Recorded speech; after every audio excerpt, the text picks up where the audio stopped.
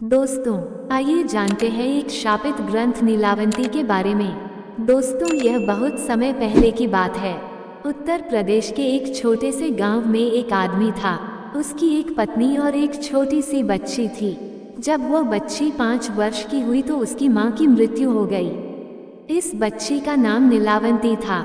नीलावंती की मां की मृत्यु के पश्चात नीलावंती के पिता ने उस गांव को छोड़ दिया और नीलावंती को लेकर दूसरे गांव में चले गए। दोस्तों, नीलावंती के पिताजी को आयुर्वेद का अच्छा खासा ज्ञान था। नीलावंती भी अपने पिता से आयुर्वेद का ज्ञान लेती थी। नीलावंती के अंदर एक खासियत थी कि वह पेड़ पौधों, जानवरों, पशु पक्षियों सबकी भाषा समझती थी।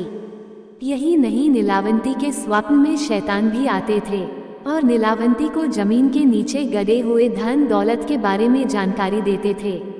लेकिन नीलावंती के अंदर उसके पिताजी के अच्छे संस्कार थे, इसलिए वह सब कुछ जानते हुए भी धन दौलत जमीन के नीचे से खोदकर नहीं निकालती थी। नीलावंती को पेड़ पौधे और शैतान जो भी मंत्र बताते थे वह पीपल के पत्ते से बनी किताब पर लिख लेती थी।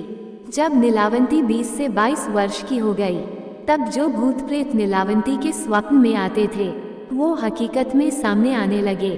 कुछ समय बाद नीलावंती को पता चलता है कि वो एक श्रापित यक्षिणी है, जो कि एक श्राप की वजह से इस दुनिया से बाहर नहीं निकल पा रही है। उसे अपनी दुनिया में जाना था।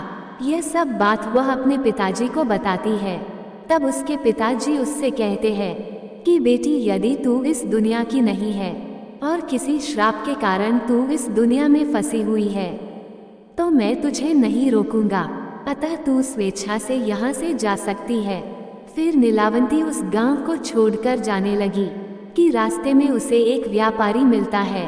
नीलावंती उस व्यापारी से दूसरे गांव में जाने के लिए कहती है, क्योंकि नीलावंती को एक अच्छी आत्मा ने बताया था कि यहाँ से 35 मील की दूरी पर तुम्हें एक गांव मिलेगा और उस गांव में तुम्हें एक बरगद का पेड़ मिलेगा।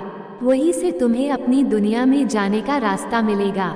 इसके अलावा तुम्हें अपने रक्त के साथ साथ पशु पक्षियों की भी बलि देनी होगी।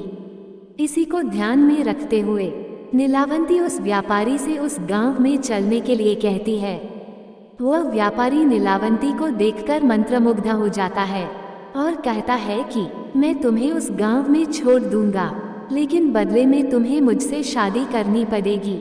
नीलावंती ने व्यापारी के सामने मुस्कुराते हुए कहा, ठीक है, मुझे मंजूर है, लेकिन मेरी एक शर्त है कि रात के समय मैं तुम्हारे साथ नहीं रहूंगी। मैं कहाँ जाती हूँ, क्या करती हूँ, इसके बारे में तुम मुझसे कुछ नहीं पूछोगे।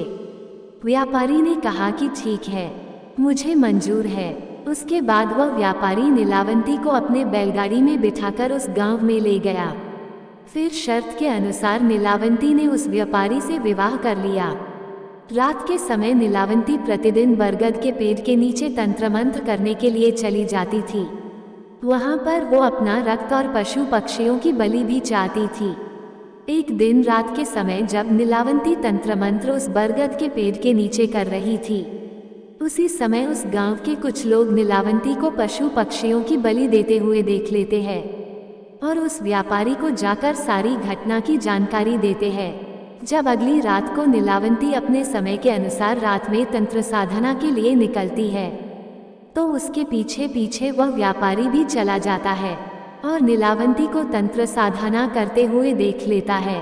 अगले दिन नीलावंती के स्वप्न में शैतान आता है और उससे बताता है, नीलावंती, कल जब तुम तंत्र साधना के लिए बरगद के पेड़ के नीचे जाओगी, उसी समय बरगद के पेड़ के बगल से जो नदी बहती है, उस नदी में तुम्हें एक लाश बहती हुई दिखाई देगी। उस लाश के गले में एक ताबीज होगा, तुम्हें उसे खोल लेना है। गले से ताबीज को निकालने के बाद उसी नदी में तुम्हें एक नाव पर सवार आदमी मिलेगा। तुम्हें इस ताबीज को उस आदमी को दे देना है।